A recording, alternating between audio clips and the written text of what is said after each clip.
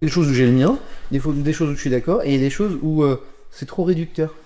Ah bah ça. Mais c'est pour ça que tu t'es pas obligé de tout faire si des fois t'as pas envie de débattre sur un truc qui est vrai et qui est juste trop réduit. Si. Justement, je voulais pas avoir des trucs où t'étais pas. Où t'étais. Et Clara parfois pète des câbles. Hein. Moi je suis capable de te dire il faut que je fasse ça. 2 minutes plus tard j'ai oublié. Ouais, c'est terrible, hein, putain. Bon, prépa, c'est pire, hein. Ouais, le problème c'est que c'est. Tu parles je pas grave. C'est ça le problème. Il y en a d'autres. Il y a l'autre qui fait Pop 7 et il a bouffé un cookie juste là. T'as donné avec 15 kilos de plus. Il y a des Lui, il a pas le bon cookie.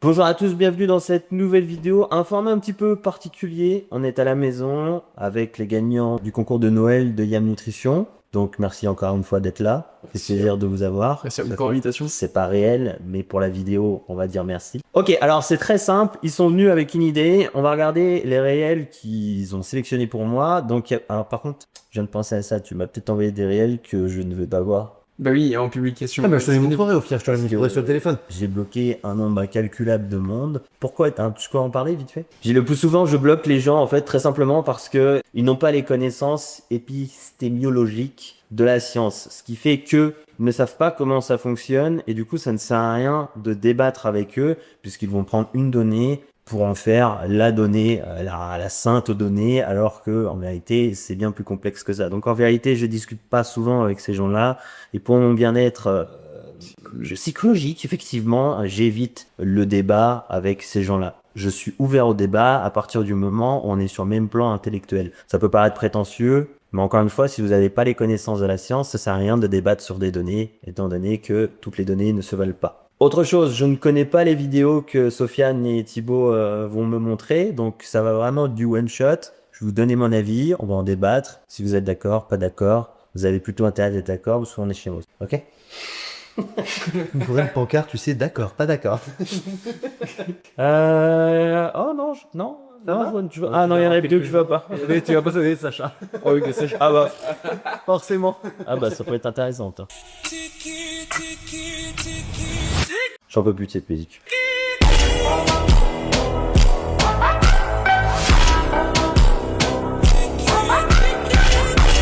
Ok. C'est largeur vs épaisseur. Quel temps il y a là-dessus? Oh, c'est plus sur le choix de l'exercice qu'il va prendre qui me va pas trop avec les angles et la divergence du mouvement. Et toi? À peu près pareil. Ça me revient à peu près à ce qu'on a fait nous sur la séance de Alors, il faut savoir que largeur épaisseur, c'est indissociable. Votre muscle ne va pas progresser d'une façon et pas d'une autre. Le choix d'hypertrophie d'un muscle. Voilà, Là, c'était dans tous les cas, les deux feront non seulement l'épaisseur et l'extérieur. Par contre, il y a un angle effectivement qui est un petit peu plus avantageux, c'est le premier. Bien sûr. Un peu plus typé de largeur, mais dans tous les cas, ça ne change rien. C'était la question de la validation de la deuxième, clairement, qui pour moi était problématique. Ouais, c'est partiellement vrai et partiellement faux, en vrai. Ça pourrait être améliorable, on va dire. Oui, disons que c'est vraiment... en fait, encore une fois, ça manque de nuances. C'est toujours la même chose, ça manque toujours de nuances. Donc, de toute façon, toujours pas le même problème.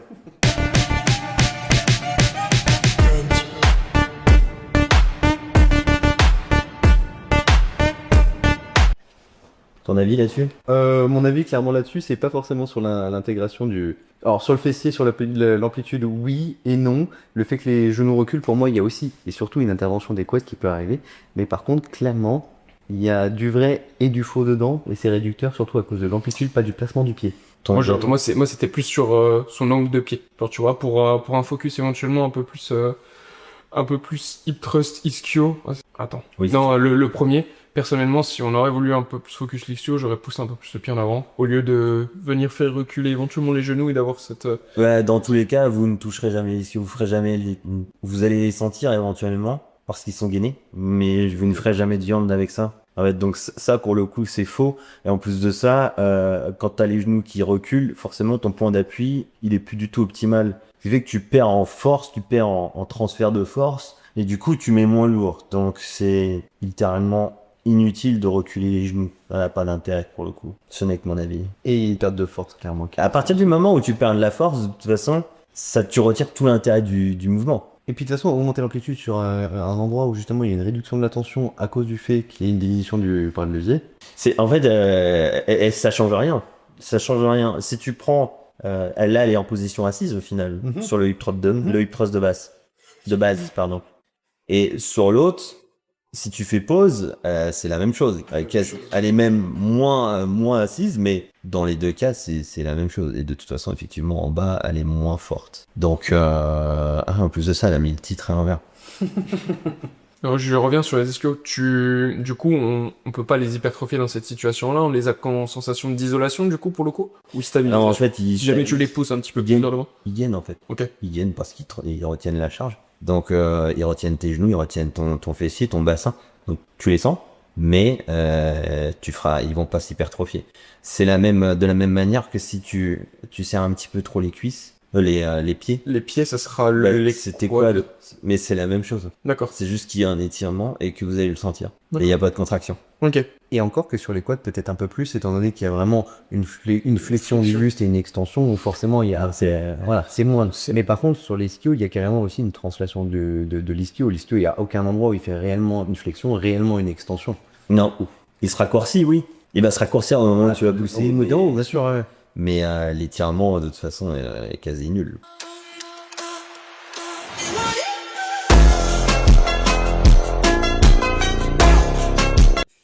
Ah, l'étirement sur les pecs. Alors là, pour moi, je vais vous le dire tout de suite, il se penche en avant. À partir du moment où tu te penches en avant, bah, c'est tes épaules qui prennent. Bien sûr. Tu te penches en avant. Enroulement de l'épaule vers l'avant. Même pas, en fait. Pas. Même pas, mais il se penche en avant, donc ça revient à faire un écarté incliné. Sauf que c'est exagéré. Ouais. Et en plus de ça, il étire, à mon avis. Alors, il a peut-être la mobilité pour, mais la majorité des gens ne l'ont pas. Ils l'ont pas et ils vont taper dans l'épaule dans tous les cas. Et je suis quasiment sûr que c'est son cas aussi, mais j'ai pas sa shape, mais. Après, et en plus de ça, il y a de l'instabilité et il y a carrément le fait qu'il sorte de son centre de l'axe de rotation de la machine. Ouais, ça respectait pas réellement la sorte de la machine à cet endroit-là. Non. On est obligé de tousser en arrière. Non, c'est sûr, mais si tu fais pause au moment où il serre, il a le ducto, en fait, qui est beaucoup plus haut que le pec. Le pec, ouais. Je suis plus sûr que déjà, il y a un déséquilibre. Ouais, clairement.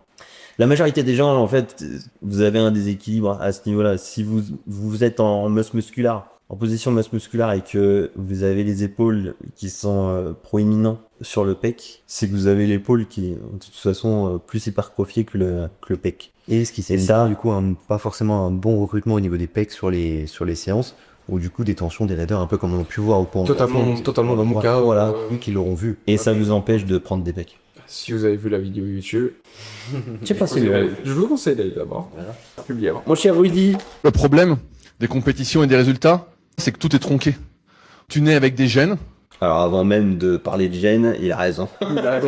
Tout est tronqué. De toute façon, les compétitions, tout est tronqué. Donc avec déjà un potentiel. Ok, tu vas influencer ce potentiel par tes bonnes habitudes, ton éducation, mais on fera pas d'un âne un cheval de course. Hein, on la connaît tous cette expression et elle est assez vraie. Celui qui gagne, c'est pas celui qui s'entraîne le mieux. C'est vrai aussi. Moi, j'écoute beaucoup de podcasts des numéros 1, des champions, comment ils s'entraînent, qu'est-ce qu'ils font, etc. Et souvent, ils s'entraînent tous pareil, en fait. Il y a quelques différences, mais elles sont tellement minimes que c'est pas ça qui fait la différence. Le gagnant, c'est le gagnant de la loterie génétique, c'est tout. C'est vrai. On vit dans une société qui nous a fait croire à la méritocratie. C'est vrai. Ah non, mais clairement, de toute façon, alors attention, il a totalement raison sur la. La méritocratie, je suis pour, mais dans le sport, c'est inégal. Clairement. Il faut pas dire que s'entraîner ne sert à rien. Il faut juste surtout sous-entendre que si tu n'es pas doué génétiquement, tu n'iras pas aussi loin qu'une personne qui va avoir. Le souci des réseaux et des coachs, principalement des coachs dans le bodybuilding, c'est qu'ils vous font croire, je parle surtout pour vous là, la majorité des coachs vous font croire que vous avez le potentiel pour choper une carte pro. Si on prend l'exemple de DTI qui faisait, vous inquiétez pas. Si on prend l'exemple de DTI, son grand discours c'était on va aller chercher la Procard, on va aller chercher la Procard. Ouais, mais il y en a combien à qui il a dit ça et qui ont pas du tout été chercher la Procard. Il y en a combien qui se sont grillés et qui aujourd'hui ont arrêté de body, il y en a beaucoup. Et il y en a combien qui au final s'attardent sur une Procard alors que du coup ça fait 6, 7, 8 saisons qu'ils y sont et qui n'ont toujours rien, c'est qu'à un moment donné ils avaient raison. Et qui ont déjà 33 ans. Mais au-delà de ça, en plus, la partie de la problématique, c'est ceux qui veulent à tout prix vivre pour avoir leur carte pro, alors qu'au final, ils n'iront pas réellement plus loin dans le circuit professionnel par rapport au circuit amateur. Mais il y en a d'autres aussi. Le problème, c'est qu'ils sous-estiment l'intérêt de leur entraînement en se disant, je suis doué génétiquement, je vais y aller. Et puis, en final, bah, leur carte pro, elle leur passe sous le coude juste parce que, au niveau des entraînements, il y a des choses qui ne sont pas optimisées. Il y a un mec comme Gianni Mevel, par exemple, qui est passé professionnel, qui n'a absolument pas changé son pseudo. Et j'ai vu des mecs Le faire en 1 minute. dans la bidule. Ils descendent de scène, il y a des pros dans le titre de leur Instagram. Un peu comme la même chose avec les pro-coachs. Un peu.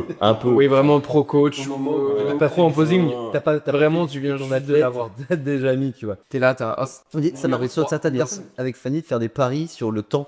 Pour écrire ça dans la bio. Ah, il y a une fois, j'ai carrément sous-estimé. Ah ouais, moi, dans l'équipe morphologie, on fait des paris sur qui va passer pro et dans quelle compétition. Ah oui, oui. Exemple, là, il y a un Français qui est passé pro dernièrement, qui est sponsorisé par la marque Qui organise. qui a organisé la compétition. J'ai pas la rêve sur celle-là, tu vois. Alors, je te dirai plus tard. Oui, non, je vois ça là. Il y aura des records. Mais et ça, c'est comme ça depuis que je m'intéresse au body. Bien sûr. De toute façon, ça fait 9, 10, 11 ans. C'est bien. La correction dans le body, on en parlera un jour, les gars, mais c'est un niveau. Et au même titre que je trouve qu'il y a des compétitions qui sont très entières, étant donné que. Elles sont natives. Ouais, alors déjà pas tout en natif. Pas tout. Pas dans son attente.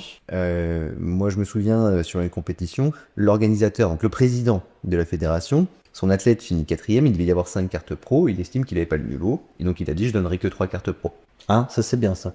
Parce qu'il y avait moins d'athlètes que prévu aussi, Ouais. et il s'est dit s'il a le niveau, il l'aura plus tard. Donc C'est la vrai. personne se reconnaîtra, et j'ai beaucoup d'estime pour cette personne-là. Ça où j'ai déjà vu des compétitions aussi où ils faisaient gagner celui qui avait potentiellement le plus de potentiel sur le long terme. Et ben c'est ce qui devrait être le cas de toute façon. Quand je vois certaines personnes Ouais. qui vont faire gagner un tel parce qu'il a une très belle ligne, parce qu'il est très sec, mais quand tu vois que il y a une capacité d'hypertrophie qui est quand même amoindrie vu de son résultat, ou surtout qui avec plus de masse va dégrader totalement le ligne Ouais, mais- par ce qu'il y a comme objectif. On te juge sur l'instant T. Bien sûr, mais bien sûr. Donc si t'es moins gros et moins sec, Mais totalement. Mais c'est pour ça que c'est bien et pas bien. c'est bien et pas bien. C'est bien et pas C'est pour ça que le système, on en avait discuté, le système de points qui pourrait être attribué sur un Ouais. nombre de compétitions d'une même fédération qui te permet de gagner un nombre de points bien spécifique pourrait te permettre d'être un peu plus Complètement. légitime sur certaines. Mais sur le C'est un one shot. mais sur le circuit Nati, pour moi, devrait pas être sur une seule saison. Non, bah. C'est particulier, je sais, mais c'est trop compliqué. Moi je le ferais sur 3 compétitions. Ok. Mais dans Ouais, 3 compétitions sur potentiellement 1 mois et demi. Et je laisse 15 jours entre chaque. Faut qu'ils aient Ouais, savoir. Ça laisse le temps de l'améliorer sans cracher du temps. C'est ça. Oui, parce que du coup, au-delà, ça pourrait être un peu plus Bah sinon tu vas avoir traumatisant, peut-être. Bah pour la le corps tête. humain, quand t'es natif, ouais, c'est.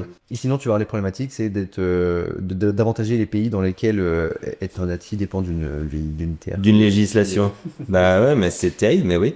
Tu vas en Belgique, c'est pas la même chose. Données physiologiques égale nati ou données physiologiques n'égale pas nati, bah clairement, Tout à fait. c'est quand même un débat qui est assez houlu. Alors, en plus, maintenant, le nati, être sous état, c'est toujours être nati, hein. Certains apparemment. Ouais, être sous GH, c'est toujours être nati pour certains, hein. Comme c'est là où les réseaux jouent un énorme rôle dans la progression, mais pas dans le bon sens du body, et que ce soit dans le body surtout naturel. Je vais poser la question, je vais pas citer de personnes, hein, mais je pense que ça aussi, il y a une partie éthique. Tu vois, on m'a posé la question à la fois, on m'a dit, est-ce que tu as déjà, sur tes athlètes, tenté la lécarnité injectable? J'ai dit, non. On me dit, ouais, mais c'est légal. Et J'ai dit, oui, C'est mais légal. d'accord, mais éthiquement parlant, je vais pas demander à un de mes athlètes de s'injecter quelque chose si c'est pour améliorer ses performances, même si, dans un certain sens, c'est légal. Bah, L-carnitine, c'est pour le coup, il y a rien de dopant. Je sais bien, mais c'est plus le... Mais c'est c'est juste le une côté, question, mais c'est le côté vraiment d'employer le mot injectable. Ouais, peut-être on parle de stable, mais c'est ça. Mais c'est une question d'éthique. Et Ouais, je l'éthique du coach, après, si ton athlète, il n'est pas forcément d'accord avec toi, t'en discutes avec lui. Bien sûr. Et ou alors, tu lui dis, bah écoute, moi, mes valeurs, c'est ça. Si tu n'es pas d'accord avec mes valeurs, tu vas... Mais là, pour le coup, la L-carnitine, C'est totalement légal, bien sûr. Ah oui, c'est légal. Oui, je sais bien.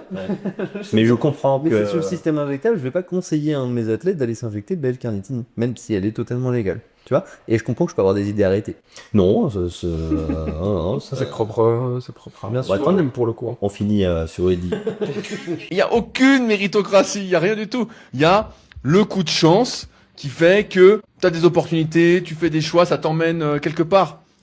C'est vrai, je suis désolé, mais c'est vrai. C'est pour ça que le haut niveau m'intéresse de moins en moins au fil des années. Parce que. C'est ça. Parce qu'en plus de ça, on compare Derek Lansford qui fait 1m50, j'exagère, avec Samson Doda qui fait 2 mètres. Pour moi, au niveau de la morphologie, ça n'a absolument aucun intérêt, aucun sens, aucun. Voilà, on compare ce qui est incomparable. Donc, c'est vrai, il a raison, Rudy, c'est petit bonheur de la chance. Et comme dans tout, hein, la génétique, de toute façon, de ça. Bien sûr, bien sûr.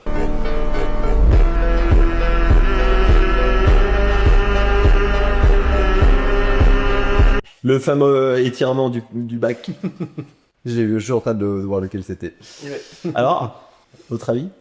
Moi, personnellement, il y a un énorme momentum, du coup, là, au niveau des lombaires, ce qui fait que derrière, sur son tirage, il n'a rien, enfin, entre guillemets, aucune contraction, mais en termes de technicité ou autre chose, ça va vraiment pas. Qui dit accélération par des Oui, groupes voilà. musculaires annexes veut forcément dire réduction de la tension appliquée sur d'autres groupes musculaires. Et ici, passer d'une position étirée dans laquelle on n'a pas de tension puisqu'on est uniquement en étirement et venir donner une accélération, une inertie pour venir compenser et avoir une tension à la contraction en se disant qu'on va avoir et de l'étirement et de la contraction en bougeant totalement l'axe sur lequel on va travailler, clairement c'est une perte de force. C'est une perte d'intérêt aussi. On combine aussi le fait que là, il n'y a aucune stabilité à proprement parler si on veut aller un peu plus loin sur ces pieds là qui sont sur Oui, ça, la stabilité. sur une partie du banc un peu glissante, complètement. le bassin est calé et encastré dans le banc. chose. Certains vont le faire. C'est vrai. Alors, je suis pas du tout d'accord avec vous. Très bien. Ok. C'est bien, justement. C'est un tirage vertical. Oui. Qui finit en tirage. Qui finit un tirage horizontal. Ouais. Donc, en soi, Momentum au niveau du fessier et des lombaires. Tu peux dire l'inverse. oui, d'accord. Mais en soi, hormis ça, ça reste un tirage vertical. Qui est mis à l'horizontal. Mais donc du coup, il est totalement étiré, c'est ce que je te disais tout à l'heure. Oui, il est trop étiré. Il y a de chances qu'il s'étire trop. Mais en soi, en fait, c'est mal fait. On est d'accord, c'est mal fait. Si tu regardes, on est d'accord sur un Mais d'un point de vue tirage biomécanique, c'est pas dégueulasse. Hein. D'un point de vue biomécanique, c'est pas dégueulasse, mais par contre, il faudrait qu'il y ait en fait une machine qui vient le faire sans que ce soit à toi de compenser le mouvement pour avoir et de la tension à l'étirement. Et de À la tension 100% d'accord. En plus, son câble il frotte contre le banc. Sur le banc, que je t'ai fait déjà ça. C'est déjà chiant à faire, mais lui, il se met des contraintes en plus. ça va c'est le banc à un moment donné. Bon, ça, Oui. ça sera de plus en plus facile à un moment donné, mais Il y a un moment donné. Mais clairement, du coup, aller chercher un étirement juste pour l'étirement, si c'est pas pour qu'il y ait de la tension appliquée à cet endroit-là, est-ce qu'il y a un réel intérêt? Je pense que tu vas être d'accord avec moi pour dire que non. Non, il y a trop d'étirements. Il perd tout l'intérêt. Hein. En plus de ça, comme je t'ai dit, on en parlait assez souvent cette semaine. Plus t'étires, moins t'es fort. Aussi. Donc, Aussi. Et puis, alors ça, c'est une autre discussion que tu as souvent aussi, c'est l'orientation des fibres du grand dorsal. Si c'est pour aller travailler les fibres qui vont être horizontales en position contractée et puis d'aller travailler les fibres qui vont être verticales, Ouais, est-ce qu'il y a un réel intérêt dans les translations c'est au du même mouvement? ouais. Oui, Là, sûrement, mais pas totalement. Là, je me dirais, ok, étire moins, et puis il faut que t'aies que ça au press dans ta séance d'eau, et puis bah c'est. Ouais, c'est ça. Bah tiens, ça, il sera à placoter, justement. Tu veux dire quelque chose comme ça? Les mecs de Basic Fit, vous n'aurez jamais de bras. C'est que vous pensez que ça, là, c'est un exo à forte tension d'étirement. Alors qu'absolument pas. Et ici, c'est le plus dur. Quand ton biceps est donc contracté, donc c'est un exo à forte tension de contraction. Ton avant-bras il est perpendiculaire à la force de gravité au moment où ton biceps est contracté, c'est-à-dire ici. Pour que ça devienne un exo à forte tension d'étirement même au câble, il va falloir remonter la poulie ou sinon vous asseoir sur le banc. Et ici, Petite précision, c'est un exo à forte tension de contraction dans de grandes longueurs musculaires. regardez, mon avant-bras il est perpendiculaire au câble quand j'ai le biceps étiré. Et là, je suis aligné au câble, mon avant-bras il est aligné au câble, il est plaqué quand j'ai le biceps contracté. Donc là où c'est le plus dur, c'est ici. Donc là, c'est un exo à forte tension. Il a carrément raison. Le travail au câble va changer la direction de la force. C'est surtout pour la première vidéo, j'ai pas trouvé l'original. Hein. Ok. Oui, alors effectivement, il a raison. Et en plus de ça, on sait qu'aujourd'hui, la tension à l'étirement est majoritairement le mieux pour prendre du muscle. Et en plus de ça, il est dans une position, ce qu'on appelle une position grande longueur musculaire. Donc en fait, il est très étiré de partout et l'étirement est un facilitant de prise de muscle. Donc normalement, c'est un exercice qui va, quoi qu'il arrive, donner plus de résultats que si vous le faites à l'haltère. Maintenant, sur le long terme, Il va falloir nuancer Il va aussi en falloir fonction de nuancer, l'anatomie de la en fonction personne de- et voir aussi sa capacité à. C'est toujours une question de long terme. Toujours ça. Toujours une question de longévité et de pathologie. Parce que étirer, il faut pas oublier qu'on a deux insertions sur le biceps, sur l'insertion qui est proximale et l'insertion qui est distale. Et si les deux sont étirés, bah forcément, il y a un risque de blessure sur le long terme, sur un manque de stabilité ou s'il y a des équilibres. C'est quand même la majorité des gens qui ont mal là, les mecs, Ils pensent que c'est l'épaule. ils pensent que c'est l'épaule, effectivement, alors que c'est le C'est le biceps. biceps. C'est souvent le biceps. Et en plus, c'est simple, c'est juste, c'est vraiment devant, quoi. Et quand tu leur touches l'épaule, il se passe rien. Puis si t'appuies fort, ils disent, ça chauffe. C'est un peu plus profond. Ouais, c'est plus profond que ça. Bon, après, pour s'arracher le biceps sur le haut, je l'ai déjà vu, mais c'est rarement fait à la salle. Le plus souvent à la salle, c'est là. C'est rare. Et le plus souvent. Faites pas les petits non plus. Non, Est-ce que c'est dû au fait que l'épaule est plus, Non, plus c'était- solide que... c'est souvent de l'usure et en dehors de la salle. D'accord. C'est souvent des vieux. Enfin, des vieux, pardon. Des personnes qui avaient quasiment 45-50 ans. Plus âgés que nous. Ta question elle est intéressante. Parce que souvent c'est le nombre de fils qui vont se rattacher à un endroit, un peu comme le pec pour qu'on se le déchire là, tout simplement parce que Parce que la fibre est riche. La fibre petit sur le pec, ça. Et sur le biceps, je pense que le tendon doit être plus spécifique sur la partie proximale que sur la partie distale. Et surtout, il se sépare sur deux intégrés aussi. Ton tendon, je sais pas si t'as déjà vu, mais il y a le tendon, il y a la gouttière bicipitale, et par-dessus, t'as un nombre de fascia Bien sûr. dans tous les sens. Par-dessus. Bien sûr, bien sûr. T'as pas de la sortir de la gaine, mais Ça, non. quand ça t'arrive, Oui, c'est qu'il y a un problème en amont. ça arrive.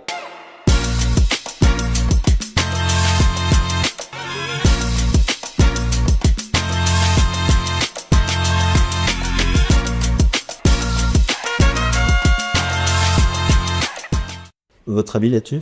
Alors déjà, le moyen fessier et le petit fessier, à la limite, peuvent être un petit peu plus sollicités. Le moyen fessier peut être isolé, mais par contre, sur le grand T'es sûr fessier, non, il va pas être totalement isolé. Mais sous-entendu, sur un mouvement d'adduction, tu as quand même un moins grand travail sur le grand fessier. Mais là, sur un mouvement d'abduction, elle sous-entend qu'on peut isoler différentes parties du grand fessier. C'est ça qui me dérange. Et en plus de ça, alors clairement, quand elle se met sur une certaine position et qu'elle fait penser que juste par la position, il y ait un changement de recrutement, alors que clairement, il y a juste un changement au niveau de l'axe de rotation de la hanche qui n'est même plus du tout aligné à celui de la machine, bon, pour certains, ça provoque plus des contraintes qu'autre Bah, chose. c'est en fait que ce soit pas aligné, parfois t'es obligé. Parce que si t'es trop petit, trop grand, Bien sûr. Ce qui est le problème de T'as pas le certaines choix. machines. Parce que regarde, ton butterfly, si t'es aussi large que Bumstead, dès que la véhicule est... Mais totalement. Mais du coup, là, elle sous-entend qu'en fait, on va juste en changeant l'axe, ça va changer le recrutement musculaire. Et sur un même muscle. C'est ça qui me dérange, moi, plutôt. Ok? Est-ce qu'il y a autre chose qui, toi, te dérange? Je trouve que ce sont des machines, pour moi, qui n'ont... Alors, je vais en choquer certains si vous êtes encore jusque-là, mais pour moi, ça n'a absolument aucun intérêt. Parce que développer ton fessier, là, on est sur une position où elle est certes étirée, mais qui finit, quoi qu'il arrive, en position à forte tension de contraction. Bien sûr. Donc, ça n'a pas grand intérêt, ça va chauffer, oui, donc pour l'échauffement, oui. Pour l'échauffement, ça peut être très intéressant du coup. Maintenant, Valeur de stabilité de la hanche. Maintenant, est-ce que tu vas faire de la viande avec ça? Ben, ça m'étonnerait en fait. Ça et la machine adducteur, pour les mêmes raisons. Parce que la tension que vous y mettez, elle est en vérité, elle est quasi nulle. En plus, votre mouvement, il est tout petit. La machine est souvent très mal faite. Là, c'est la Hammer. Ouais, c'est la Hammer. La machine est souvent très mal faite. Vous maxez les machines, même chez les femmes. Pour moi, c'est vraiment un mouvement... perte de temps, j'appelle ça. Pour toi, placer une machine adducteur dans un objectif d'hypertrophie des adducteurs serait une mauvaise chose, par exemple. Bon, non, ça t'échauffe correctement. Je Mais c'est- en fait, c'est d'hypertrophie. Ouais. Adducteur, pas abducteur. Hein. Non, adducteur. C'est un muscle qui est très plat, en fait. Ouais. C'est très plat. Et la tension que tu mets quand tu serres les cuisses, ça va chauffer, oui. Mais de toute façon, il va pas se raccourcir comme un biceps. Non, de toute façon, non. Donc, autant il fout de la tension, vraiment de la forte tension sur un squat sumo. Et en plus de ça, tu auras non seulement du fessier et des adducteurs. Je suis d'accord et je suis pas d'accord, du coup. Mais bon, Bah, pour de l'échauffement. Ouais. Moi, je vois ça pour de l'échauffement. tu vois, moi, je pars du principe que l'adducteur, déjà, certains sous-estiment un petit peu son rôle. Je parle dans un point de vue body, hyper intéressant. Contrairement à la partie longévité au niveau du pubis et tout ce qui peut être suite pubalisité. Ouais, c'est ce que j'allais dire. Voilà. Il y a certaines personnes qui ont des pathologies à ce niveau. Typiquement, ça a été mon cas. Allez, t'as le zizi qui faisait mal? Ouais, c'est un peu plus. J'ai jamais vu, ça. j'ai jamais vu. Mais c'est très bizarre. C'est simple, je pouvais diviser ma charge par 5 et faire ça. je pouvais plus squatter, je pouvais rien. Et ça, surtout, ça venait très longtemps. Et Tu sais pourquoi? parce que j'étais trop fort sur les adducteurs. Ouais, ou alors t'as trop envoyé un étirement qui était pas le bon. S'il serait pas arrivé sur un squat, Ce qui serait pas arrivé sur un squat, peut-être. t'aurais peut-être eu les quads niqués, mais pas une petite tire. Ouais, je sais pas. Je sais pas si ça viendrait de ça, plutôt de la raideur. Il y a des chances que ça vienne de la raideur. Ouais. L'inflammation, c'est souvent dû à un étirement ou alors, enfin, un trop gros étirement ou alors à un manque de récupération. Et la pubalgie reste quand même un domaine dans lequel il y a peu de recherches, enfin il y a peu de recherches concluantes Bah, dessus, c'est c'est pas une- compliqué. C'est pas une douleur qui arrive souvent. C'est ça. Mais d'un point de vue hypertrophie, je trouve ça super intéressant parce que c'est ce qui va donner un gap sur un physique au niveau des cuisses, notamment pour ceux qui vont avoir des difficultés à... Ah bah ça enlève les cuisses. Ouais. Sachant que ça représente quand même une grosse portion c'est du sûr. quad.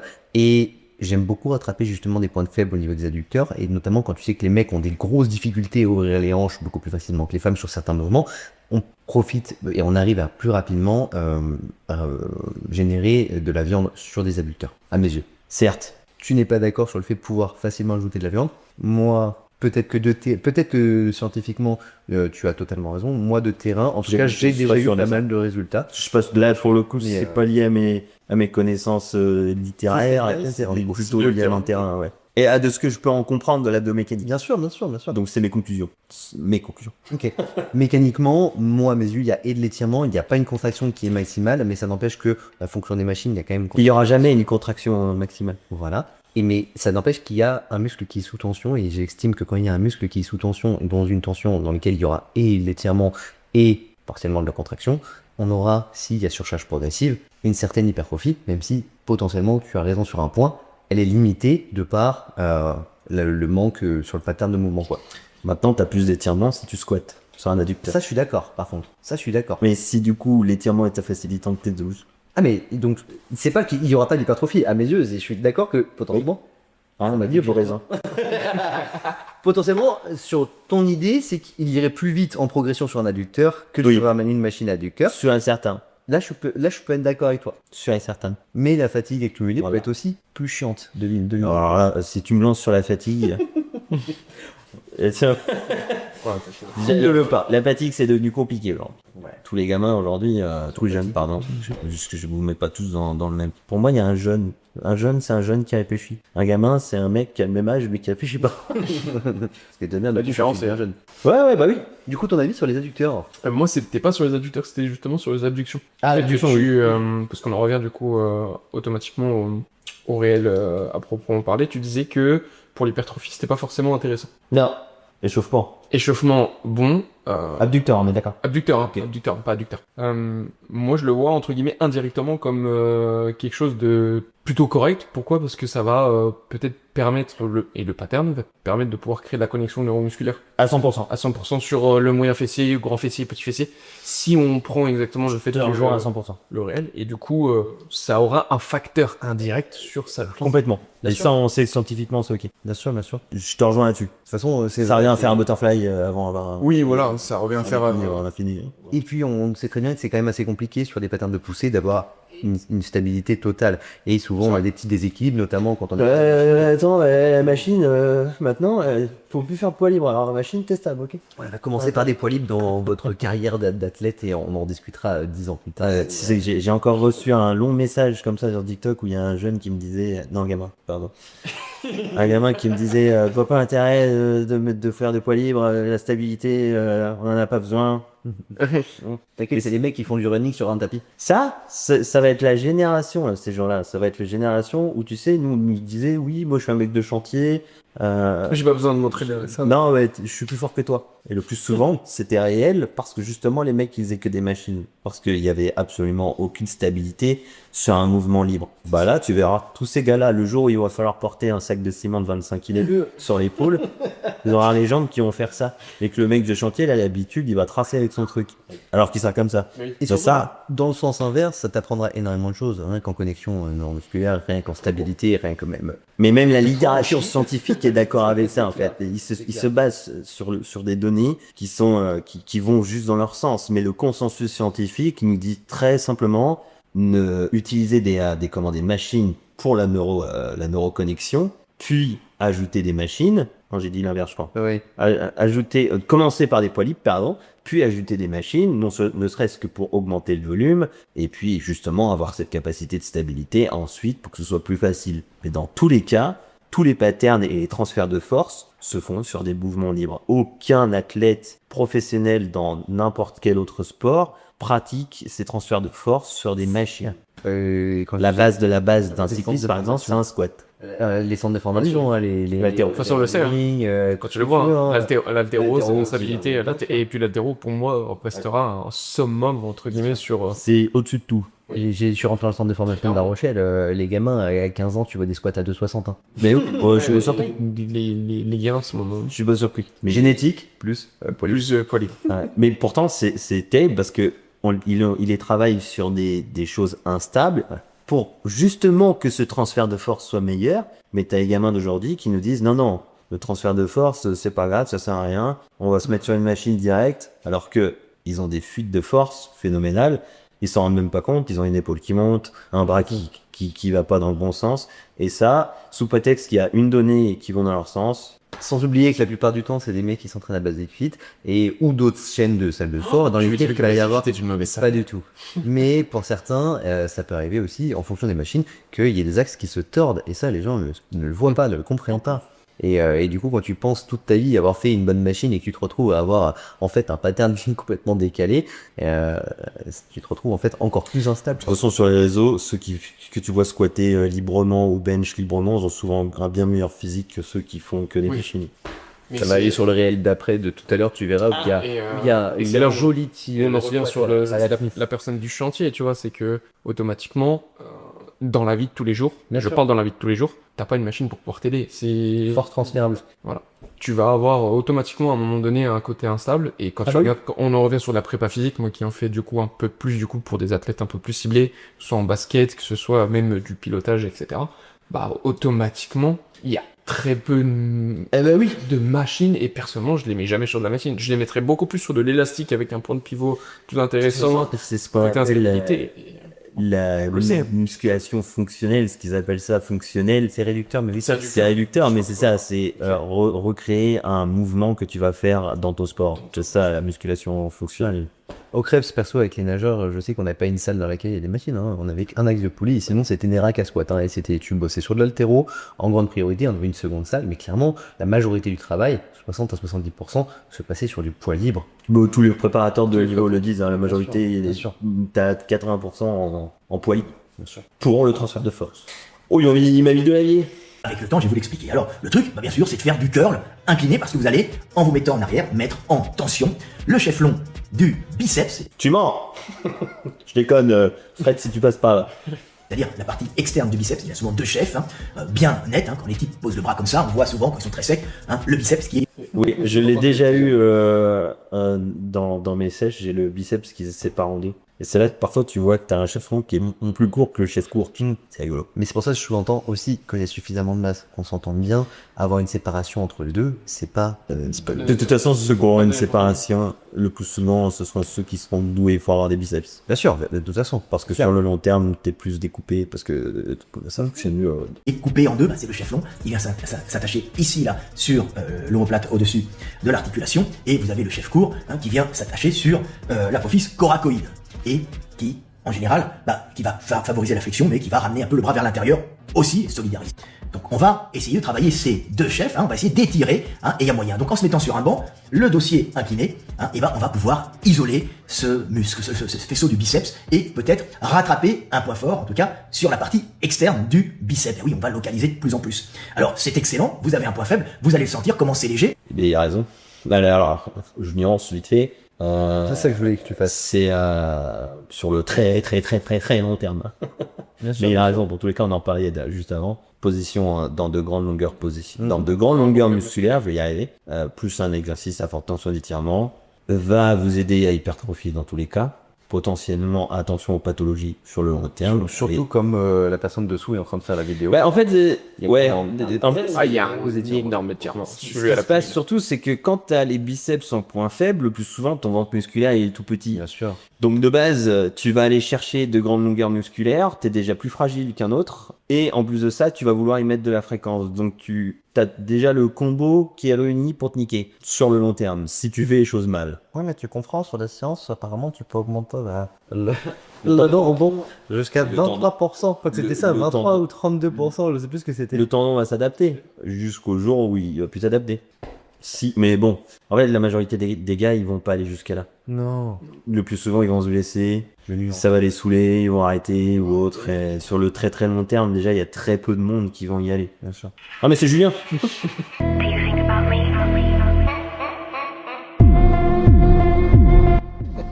Quand tu mélanges deux vecteurs de résistance dans le même exercice pour avoir l'air innovant. Ah, le fitness Instagram. Je voulais que tu ailles plus loin que lui, du coup. Parce que je suis d'accord avec lui. Oui, je sais. Alors, vous ne savez pas, Je savais pas l'original. Hein. tous les gars de l'équipe, on a un groupe où ils mettent leur réel. Donc en fait, on part toujours du réel avant qu'il sorte. Donc de toute façon, tu l'as totalement vu. Je l'ai vu avant. Voilà. C'est que moi, j'avais pas l'original, donc forcément, Je l'ai vu avant. Oui, de toute façon, c'est un exercice où il met une résistance d'un côté et de l'autre. Ça n'a pas d'intérêt. C'est stupide en fait. Il se met des contraintes lui-même. Il se met des contraintes. En plus de ça, il s'amuse à se mettre un vecteur de force qui va favoriser le triceps. C'est-à-dire, qu'est-ce que tu entends là? La poulie, elle va favoriser le triceps. Parce qu'il va devoir ramener. Il va devoir tirer, oui, bien sûr, genre la propulsion. Donc, essayez de faire ça. Et puis, si vous avez déjà les grands morceaux qui vont pas, mais que le triceps s'applique dessus, ça va chauffer.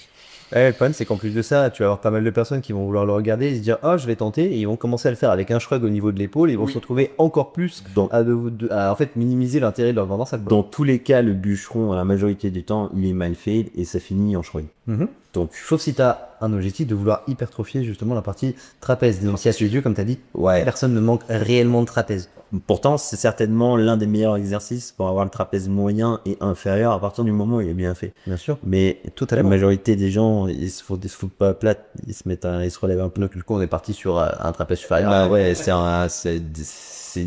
En fait, à la base, c'est un exercice de grand dorsal qui finit en upper back. C'est un exercice que je programme jamais pour la partie grand dorsal, tu vois, typiquement. Moi aussi, mais chez les débutants. Débutants. Oui. C'est vraiment, encore une fois, comme on en parlait, c'est pour attraper une charge et à l'arriver à... Mais du coup, je ne demande pas une adduction du cône. Je demande qu'il soit justement un petit peu plus large, qui est justement un mouvement, en fait, de se focaliser sur un mouvement de Je crois qu'en plus, on a Oui, on a du... placé justement dans cet objectif-là. Ouais, personnellement. Oui. Je te dis pas non, oui. Tu le ferais pas, mais non, mais je comprends. Les amis, on teste la chest press. Voilà. justement, on parle de... Là, c'est un réel sur la machine. Là, c'est la machine, pas le... Allez, fous-toi la veille. J'aime nutrition, tout tient debout.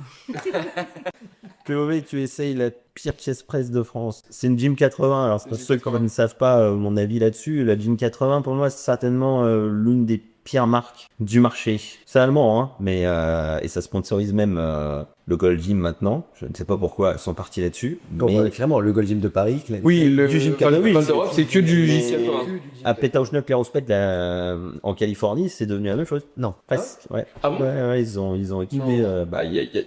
Donc t'as du Nautilus utilisé par Stallone et puis juste à côté. T'as le Gym 80 par pas loin. Gym 80. Spoiler alerte, elle pue sa mère. C'est un jeune ou un gamin de coup là? Je sais pas, mais On connaît pas celui-là. Là, j'ai juste fait pause, mais effectivement, la position de départ est horrible. Elle est si loin. Ah bah, tu vois, même lui, il se pose la Même question. lui, Il y a une pédale de débrayage et genre, elle a soulevé de ça. Au ciao. Les constructeurs, si vous passez par là, le moment où on veut, si on veut une pédale pour embrayer plutôt, c'est au moins pour avoir les bras quasiment tendus. Hein, parce que là, démarrer en bas, ça n'a pas d'intérêt. Ou au moins pas s'arracher un pelle. Tu sais, c'est devenu ma hantise. Hein. Parce que plus tu vieillis, plus t'es lourd, plus tu deviens fragile. Et les démarrages comme la Hammer là, qu'on fait, je fais très attention au démarrage. Et puis, plus t'es gros, plus t'as de cage thoracique. Alors, directement sur le dos et sur les pecs, faut ça nous a de faire reculer, bien sûr. Ah, mais c'est de la merde.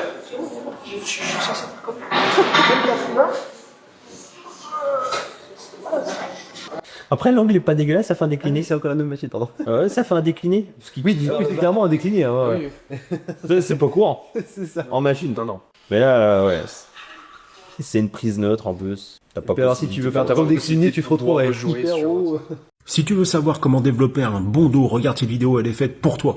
Non, c'est bon, j'ai déjà le dos. Je te montre 2 méthodes pour faire des tractions qui vont te donner ce putain de dos bien large. La première, des tractions rapides, explosives. Tu vas taper les fibres blanches, celles qui vont te permettre de gagner de la masse musculaire. La deuxième, c'est tu vas travailler tes fibres rouges. Ça va te permettre de bien localiser sur ton muscle, d'augmenter la définition musculaire, etc. Ça va développer aussi ton système nerveux. Ma méthode, c'est de faire les 2 types de tractions dans la même séance. Ou une fois sur 2. Allez, laisse-moi un commentaire et dis-moi où t'en es avec tes tractions. Alors moi je ferais la deuxième version, mais rapide. C'est-à-dire la version où il y a vraiment des tractions complètes, mais de façon explosive. Parce qu'on sait aujourd'hui que le tempo n'a pas autant d'intérêt qu'on le pensait autrefois. Et les tractions rapides telles qu'il a fait, bah c'est techniquement pas terrible. Il y a quasiment pas de Il n'y a pas de contraction. contraction. Voilà. Sa deuxième version, elle est bien meilleure. Et je sais pas où il voit la différence, pour le coup, parce que il est pas si rapide que ça sur la première. Mais surtout techniquement, c'est pas beau. C'est ça le problème. Mais je valide l'idée. Non, je valide les lions derrière, ou les guépards, ça dépend. Je sais plus. Il y en a sur le drapeau de la Normandie. Votre avis? Mon avis, de toute façon, on en a discuté pas mal sur la partie exclusivité. Mais encore une fois, oui, mais alors prioriser la vitesse au mouvement, peut-être qu'il y a un ordre à faire inversé, c'est-à-dire prioriser le mouvement, une amplitude, un angulaire, après prioriser la vitesse. Et du coup, est-ce qu'il y a un réel intérêt à avoir les deux dans une même séance? Comme il a dit, les fibres blanches, les fibres rouges, oui, d'accord, il y en a qui seront forcément plus volumineuses, on le sait bien, mais du coup, en fait, il y a forcément un changement phénotypique qui va arriver. Si tu bosses les deux, l'idéal, ça serait d'avoir justement un changement phénotypique vers les fibres rouges pour avoir une hypertrophie qui serait beaucoup plus grosse, justement. Dans tous les... Vas-y. Excuse-moi, non, vas-y. Dans tous les cas, à partir du moment où tu allonges ta série, c'est scientifiquement prouvé, tu auras toutes les fibres. Donc plus tu allonges ta série, plus t'es sûr d'avoir recruté le maximum de fibres. Donc ça ne sert à rien de faire les deux, juste une, en ayant la possibilité de faire des séries relativement longues, ou du moins d'aller le plus loin possible dans l'échec. Ça suffira amplement, t'as pas besoin de... Mais on est bien d'accord que même si c'est très long, c'est un processus qui prend énormément de temps, les fibres blanches peuvent progressivement devenir des fibres rouges. Oui, mais c'est... Plus sur d'autres sports, généralement. T'as mieux typologie, elle va changer, mais vraiment, justement, ça va passer de 51% à 52%. À l'inverse des Surtout sur la muscu pour les blanches. Non, dans les deux cas. ça va dans les deux cas, mais vraiment, c'est quelque chose qui n'est pas quantifiable. Tu compares un sprinter à un marathonien, il y aura une différence. Oui, bien sûr. Parce que Très long terme, et encore, si tu compares des professionnels, il y aura une réelle différence. Tu compares des amateurs. Oui, mais là, totalement. Mais par contre, on parle de très long terme, parce que de base, on parle d'athlètes, on parle pas de personnes qui s'entraînent depuis 6 mois, depuis 2 ans, non, ouais, 18 ans, on parle justement de très long terme. Et quelqu'un qui a, dans sa jeunesse, comme la plupart du temps, commencé par des sports d'endurance, parce que la plupart des sports maintenant pour les jeunes sont des sports d'endurance, qu'on se mente pas, va avoir effectivement le passé en inter, voilà. Là, du coup, en passant sur de la musculation, entre le moment où il va commencer la salle et le moment où justement il aura 10 ans d'entraînement, il y aura peut-être plus que 1%, mais par contre, potentiellement, entre sa 3e année et sa 5e année, oui, il y aura... Mais ça va être, encore une fois, ça va être très long. Serge, lui, a choisi la voie de la torture par le volume. Imaginez la scène. Serge entre en salle à 6h du matin. Il ne s'arrête pas avant 11h. Il ne soulève pas des poids monstrueux, mais... Ouais, alors, juste là, vous avez ça image très bien ce que disait tout simplement Rudy. Parce que la technique de Serge, sur la vidéo, là, c'est Bien sûr. c'est au secours. Et la majorité des gens qui ont connu l'ancien body vont crier au secours, quoi, tu manques de respect, blablabla. Non, c'est factuel. Il y avait une énorme génétique. Il était très doué. Il était très doué génétiquement. Si les mouvements ont toujours été faits comme ça, en sachant qu'à l'époque on connaissait très peu de choses sur l'entraînement, c'est juste parce qu'il est doué génétiquement. Tu remets quelqu'un sur ce genre de training, tu le vois sur 5. Tu mets quelqu'un qui est pas doué génétiquement, on va pas se mentir. Déjà, je fais son bench, ça fait mal. Voilà, c'est ça. Ouais, Tu laisses combien de temps avant de t'arracher, quoi? C'est ça le truc qu'il faut... Pas l'arracher, il ne doit pas que tu passes d'abord par la tendinite. Hein. Oui, c'est ça. Du coup, Arrête jamais. Sa méthode, 50 séries pour les pectoraux. Alors... c'est terrible parce qu'aujourd'hui, ça tend, enfin les jeunes d'aujourd'hui, les gamins, Les gamins d'aujourd'hui, c'est à celui qui va en faire le moins possible. Parce que, attention, la fatigue ou la... C'est ce qu'il voulait sous-entendre, justement. C'est ce qu'il va sous-entendre. 50 pour le dos, chaque jour, sans aucun jour de repos. Pour lui, le repos était une faiblesse de l'esprit. Il cherche... T'imagines, il s'entraînait tous les jours. Toi, tu fais ça déjà. Bah, moi, je me casse en deux. Mais la majorité des gens, en plus de ça, vont se tuer. On se tue, quoi. Ouais. Physiquement, faut. Tout le monde peut pas Ce qu'il appelait le pompage, une congestion si extrême que la peau semblait prête à créer. Alors, le pompage, le stress métabolique existe. Je le sais. Sur la chaîne, je le répète souvent. On ne sait pas tellement comment il fonctionne encore, puisqu'il est indissociable au stress mécanique, mais il est là et il a un intérêt. Alors, voilà. Sinon, tout simplement, on ferait pas autant de gains avec des séries courtes qu'avec des séries longues. On sait qu'il a un impact. Maintenant, on ne sait pas à quelle hauteur il a un impact. Et pour ceux qui n'ont pas compris les termes, ils sont aussi maintenant appris, enfin, ils étaient appris et ils sont sûrement encore en BPGEPS sous le nom de hypertrophie myofibrillaire. Oui, c'est pareil. C'est pareil, aujourd'hui, le myofibrillaire, ok. On sait aussi que le sarcoplasmique peut être dissocié du myofibrillaire. Mais on sait pas, enfin, on a compris que, a priori, ça tendrait vers des séries longues, effectivement, le stress métabolique. Mais, par contre, l'inverse est pas possible. Tu peux pas juste faire du myofibrillaire sans Bien sûr. Mais du coup, voilà, pour ceux qui comprennent pas forcément mécanique, métabolique. Bah, tu regardes les vidéos d'il y a 10 ans de Foucault, c'était ces termes-là. C'était ça. Bah, c'était tout droit sorti du BP, hein. Bien sûr, totalement. Je le blâme pas pour ça. Petit reportage de 12-15 minutes à regarder sur YouTube, très intéressant sur Serge Dubré. Qui il était, à qui il a fait peur surtout. Moi, c'est mon exemple. Franchement, c'est un de mes sportifs préférés. Je le mets au même titre que Zidane, que Michael Jordan, que Tiger Woods, que Lance Armstrong, que Mike Tyson. Enfin bref, pour moi, lui, c'est... Alors, j'adore le cyclisme. Lance Armstrong était un champion parmi les champions. Parce qu'à 16 ans, il concourait déjà en senior, il allait frauder et il faisait des marathons à côté des pros. Il a fraudé. Mais, en termes de dopage, Ouais, de toute façon, ça reste un champion, quoi qu'il arrive. Serge Dubré, il était pas... Il était là-dessus, Serge Dubré. L'élite du sport. Il a eu beaucoup de problèmes. Vous allez comprendre pourquoi dans le reportage. Je suis pas fan de Lance Armstrong. J'adore le cyclisme, mais je suis pas fan de Lance Armstrong pour ce qu'il a amené dans le cyclisme. Et ce qu'il était. Et c'est aussi de lui que ma méthode s'inspire. Donc n'hésitez pas à aller checker les gars et aller voir la vidéo. Alors, il me semblait qu'il sous-entendait que le volume était... Non, mais par contre, moi j'ai toujours peur quand j'entends ma méthode. Oui. Sans vouloir manquer de respect à ce monsieur. Que je ne connais pas. Que je ne connais pas. En général, quand les gars me disent ma méthode...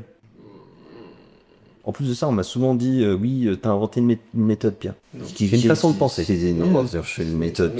C'est Guillaume Watt, là, W-A-A-T-H, qui est complètement cinglé, mais bref, qui est coach mental, mais qui a un gros problème mental, et qui m'a dit justement que j'avais inventé une méthode. Je dis mais quelle méthode de quoi? De toute façon, une personne qui invente une méthode, il a un problème, puisque justement, on est censé avoir une façon de penser et une méthodologie de travailler à la limite, mais inventer une méthode, ça veut dire justement vendre la même chose à tout le monde.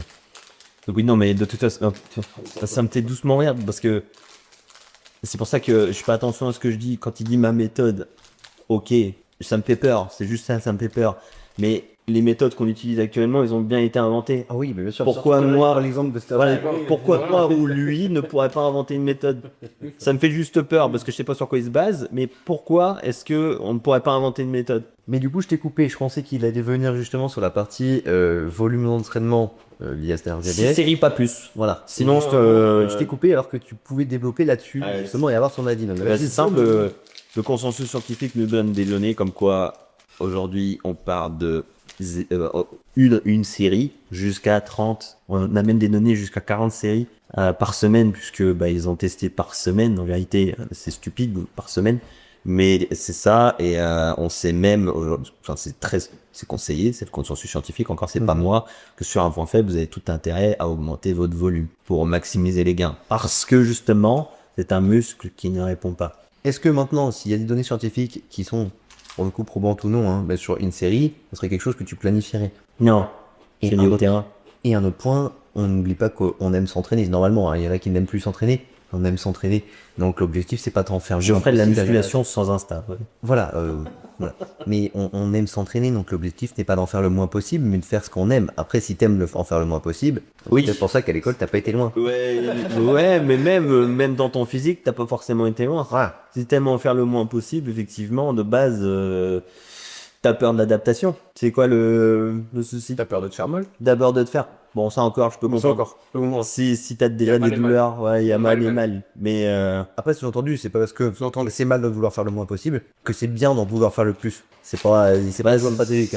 Voilà, c'est pas toujours stratégique, c'est lié à ta Entre les deux, bien sûr. Charles Poliquin a résolu le problème que tout le monde ignore sur les élévations latérales. Hammer curl, a raise, out, lower.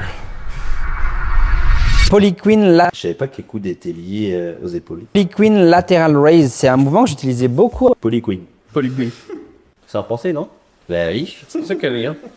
Et ouais, c'est un exercice génial que j'utilisais beaucoup. Pourquoi? Parce que justement, les élévations latérales, le souci, c'est que c'est très difficile en haut et ça devient très facile en bas. Et en plus de ça, on a toujours plus de force sur l'excentrique, donc sur la descente, que sur la concentrique, sur la montée. Et donc en fait, en faisant cette technique de Charles Poliquin, ce qu'on fait, c'est que quand on monte, on facilite la montée, puisqu'on raccourcit le bras de levier, donc c'est plus facile. Et pour la descente, là où on a plus de force, on tend le bras et on retient la descente. Donc quand c'est dur, on facilite le mouvement, et quand c'est facile, on complique le mouvement. Donc ça permet d'adapter. Alors, je comprends l'idée, mais amusez-vous à faire ça avec 20, 30 kilos quand vous commencez à avoir du gros niveau. Je peux vous garantir que le coude, il va crier au secours. Donc ça permet d'avoir un exercice qui est un petit peu plus raccord avec la force réelle du muscle et donc ça permet justement d'optimiser un petit peu ces séries. Ça peut même être une forme de drop set mécanique. C'est-à-dire que quand vous êtes plus capable de faire vos élévations latérales normales, vous pliez le bras et vous continuez à faire vos séries avec des élévations poly. Ça se tient. Ça se tient.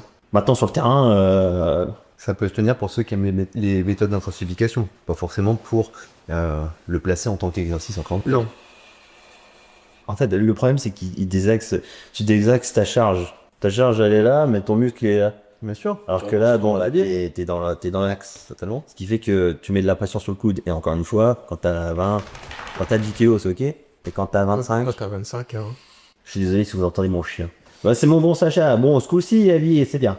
Quand je suis en manque de temps, il y a un exo pour le dos que je fais tout le temps. C'est un tirage qui fait tous les muscles du dos d'un coup. Tirage coude fermé. Et le but, c'est faire à la fois une extension d'épaule et une rétraction scapulaire. Tu fais ça et boum, grand dorsaux, muscles rond, trapèze, rhomboïde et même arrière-épaule. Là, on peut voir de derrière, je serre bien mes omoplates entre elles. Est-ce que c'est possible de travailler tous les muscles du dos avec un seul? Déjà, le RHB. J'ai 132 quilles. Non. Il y a une chose de sûr, c'est ça. C'est faux. L'exercice. Si on regarde bien ce mouvement, on voit qu'il challenge la fonction anatomique du grand dorsal, qui est l'extension d'épaule. Également la fonction anatomique des trapèzes, qui est la rétraction scapulaire. Donc effectivement, il couvre l'entièreté de son dos avec un seul exercice. Et c'est très intelligent, parce que si tu manques de temps, ça reste une excellente alternative, c'est ce que je fais personnellement. Parce qu'aujourd'hui, je me concentre à 100% sur la qualité de mon accompagnement, et j'évite de passer 3 heures à la salle. Donc je mets... Ton accompagnement est déclaré, ce coup-là, ou pas? 10 sur 10 à cet exo. Dis-moi ce que t'en penses en commentaire.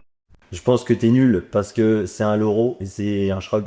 Voilà. Donc le mouvement, la machine qu'il utilise n'est pas fait pour ce mouvement-là, tout simplement. Il n'est pas en position de force lorsqu'il lève les coudes. Jamais de la vie, vous serez fort si vous vous amusez à monter des coudes derrière le dos, tout simplement. Et surtout, vous perdez en qualité de contraction du grand dorsal. Mais certains vont te dire c'est une tension de contraction sur le grand dorsal, alors que clairement, vu la courbe de résistance, il y a un haussement de l'épaule sur le trapèze supérieur. Au final, il shrug. Le mouvement est fait pour shrugger. c'est le but du mouvement, de toute façon. façon. Donc, de toute façon, on va se retrouver avec quoi? Avec un déséquilibre, déjà. Un overback. Voilà. Et si tu ne que ça comme seul exercice lié à ton hypertrophie, tu te retrouves avec déjà un groupe musculaire super dominant, c'est-à-dire le trapèze supérieur, et après tu te retrouves comme ça. Et cas échéant, même si tu devais trouver un seul exercice qui travaillerait tout ton dos, tu te retrouverais avec juste des points forts qui seront développés, des points faibles qui seront retardés, même si on avait un bon exercice ici, quoi. C'est fou d'avoir autant de gueule et alors si peu de connaissances. Bon, je suis désolé, j'aime pas ce garçon. Il a totalement raison dans le sens où tu n'as pas besoin de 3000 exercices pour travailler tes triceps. Tout simplement parce que les 3 chefs du triceps ont exactement la même fonction qui est l'extension de bras. Tu n'es pas non plus dans l'obligation d'avoir un exercice avec le coude au-dessus de la tête pour isoler ta longue portion. Premièrement parce que c'est impossible d'isoler la longue portion. Et c'est vrai, c'est impossible d'isoler. Deuxièmement car on sait grâce aux études que la longue portion sera le mieux travaillée lorsque tu auras le coude proche du corps et non pas au-dessus de la tête. En bref, ne te complique pas la vie avec le travail. C'est faux. Si tu vois, encore une fois, c'est ça, c'est pour ça que je bloque ce genre de personnes. Il prend une donnée et il vous dit, regardez, c'est ça, c'est ce qu'on sait de la science. Non, la science est très claire là-dessus. On sait aujourd'hui que les exercices dans de grandes longueurs musculaires nous donnent plus de gains. Donc, vous avez tout intérêt à avoir un exercice avec le coude au-dessus de la tête pour les triceps si vous n'en vous mettez qu'un seul. En bref, ne te complique pas la vie avec le travail de triceps. Tous les exercices vont travailler exactement la même fonction et donc vont potentiellement t'apporter exactement les mêmes gains musculaires. C'est complètement faux. Voilà. Ce qui est bien, c'est que déjà, il a pas dit il y a une connerie, ou enfin, il y a un truc qu'il a dit qui était vrai. Ce qui est... Oui, il y a une chose de vrai. Moi, ce qui m'inquiète, c'est les 2600 likes. Vraiment, hein, vraiment. Je me dis qu'il y a énormément de jeunes qui se font avoir sur ce genre de gars. Bon, enfin bon.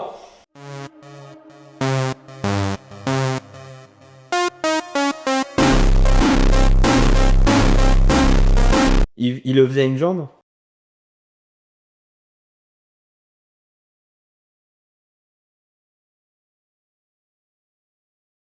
La hanche, tu le vois, la hanche, de toute façon, elle... Mais oui. La dernière fois que j'ai vu une hanche faire ça, je crois qu'il était Shakira. Il est très fort. Encore une fois, c'est une grande structure. Bon les gars, merci beaucoup. Merci bien. Plaisir. Merci d'être venu. Avec plaisir. Parce que là, vous repartez dans 2 jours déjà. C'est ça. C'est ça. Eh ben, j'espère que ça vous aura plu. On se refera ça en France.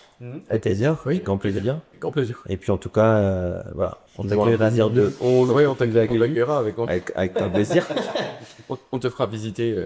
Merci pour les débats. Ça fait extrêmement plaisir. J'aime beaucoup débattre. J'aime beaucoup échanger. Le moment que c'est constructif et que ça a des bonnes valeurs. Un débat est toujours constructif à partir du moment où la personne d'en face est tolérante. Totalement.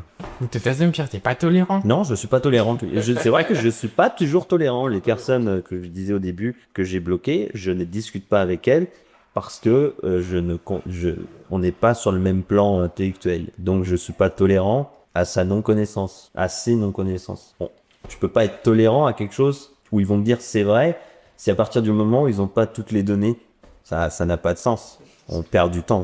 Et puis je vais pas m'amuser à leur expliquer. Il y a un cours de 2 heures dans la formation sur les études, comment ça fonctionne, comment c'est fait, pourquoi, où, quand, comment, quoi. Donc voilà. C'est pas en donnant ton temps comme ça à des personnes. Morphologie va une idée et une nouvelle cordée. Exactement. Surtout que j'ai une lambeau à payer. Merci à tous. Des bisous. Prenez soin de vous et à dimanche prochain. Welcome to my party, we're just getting started. A life is a dream.